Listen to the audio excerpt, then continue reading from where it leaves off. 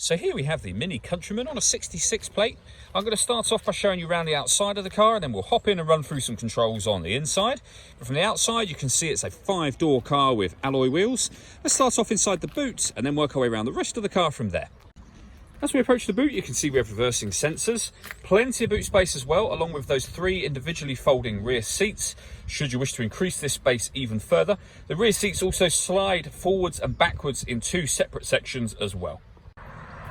Okay, so we're just going to work our way back round to the front of the car, and then we'll hop in and run through some controls on the inside. But now that we've done a full circle of it, you can see it's in excellent condition the whole way round.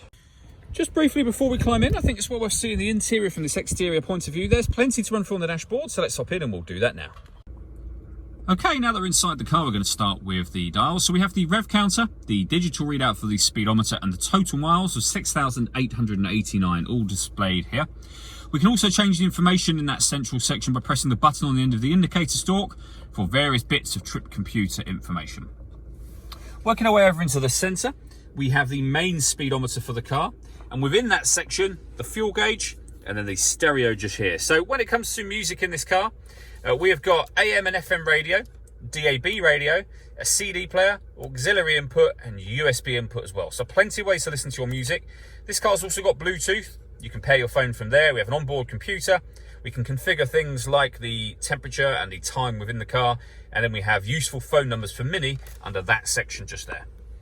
Below that, we have a CD player and then climate control. You can adjust the temperature just here. You can increase and decrease the fan speed and determine where you'd like the air to be distributed within the car.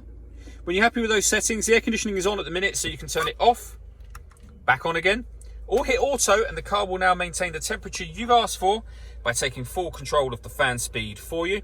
You can override that by pressing the auto button again, and you'll see you've gone back to your own settings just there. Beneath that, we have front and rear fog lights, deadlock, so you can lock the car doors from the outside. This button turns off the stop and start, and it's off at the moment.